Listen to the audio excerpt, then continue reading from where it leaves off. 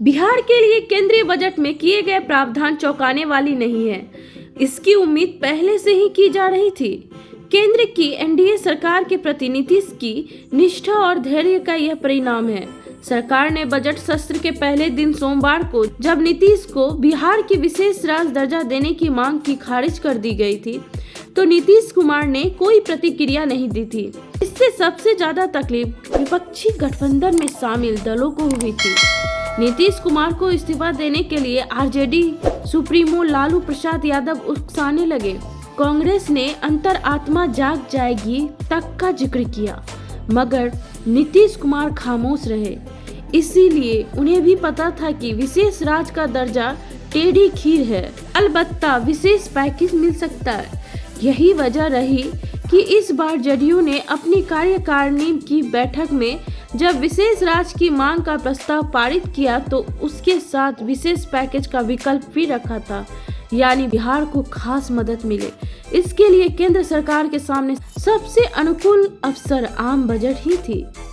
आज बजट में बिहार को विकास के लिए उन सारे जरूरी कामों के लिए खास आवंटन का प्रावधान किया गया है। नीतीश कुमार को केंद्र सरकार ने जरूर ही संतुष्ट कर दिया है। हालांकि मांगने वाले का मन जितना मिले उससे कभी भरता नहीं है, मगर नाखुश होने का अब कोई कारण भी नहीं दिखता है। सड़क और पुल परियोजनाओं के लिए 26,000 करोड़ कम नहीं होती है। पावर प्लांट के लिए बिहार को 21,400 करोड़ रुपए मिले हैं। बिहार का औद्योगिक विकास होता तो बिजली की मांग भी बढ़ेगी। शायद इसे ही ध्यान में रखते हुए भागलपुर के पीरपैंती में 4200 मेगावाट का पावर प्लांट लगाने के लिए बजट में इतनी बड़ी रकम का प्रावधान वित्त मंत्री ने किया है। यानी सिर्फ 2 सेक्टर के लिए केंद्र से बिहार को 45,400 करोड़ की व्यवस्था बजट में की गई है। बजट में घोषित केंद्र सरकार की अन्य योजनाओं का लाभ भी परोक्ष तौर पर बिहार को मिलेगा। बिहार बाढ़ की विभीषिका झेलता रहा है। विशेष राज्य के दर्जा के लिए इसे भी बड़े कारण के रूप में बताया जा रहा है। बजट में इसका भी निराकरण कर दिया गया है। विशेष राज्य के दर्जा के लिए इसे भी बड़े कारण के रूप में बताया जा रहा है। बजट में इसका भी निराकरण कर दिया गया है। बाढ़ से निपटने के लिए बजट में 11,500 करोड़ प्रावधान किया गया है। यानी मोटे तौर पर देखें तो प्रत्यक्ष रूप में बजट में बिहार के लिए 59,000 करोड़ का प्रावधान किया गया है, जो नीतीश की स्पेशल पैकेज की मांग को पूरा करता दिखता है।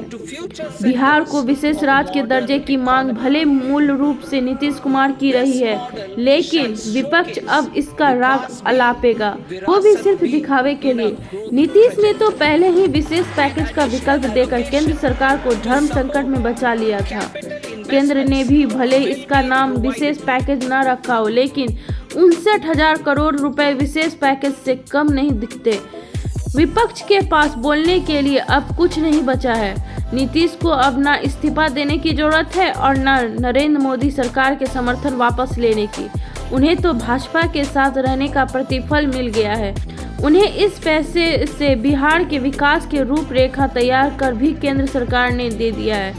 इसके अलावा 4 एक्सप्रेसवे की सौगात भी बजट में बिहार को मिलती है। बिहार के औद्योगिक विकास के लिए अब ढांचागत सुविधाओं की कमी नहीं रहेगी। कॉलेज, एयरपोर्ट वगैरह भी बिहार के विकास में 4 चांद लगाएंगे। सच कहे तो बिहार के मुद्दे पर विपक्ष के पास अब बिहार की उपेक्षा के लिए न केंद्र सरकार को कटघरे में खड़ा कर सकेगा और न नीतीश को ही ताने सुनाने का उसे अवसर मिलेगा।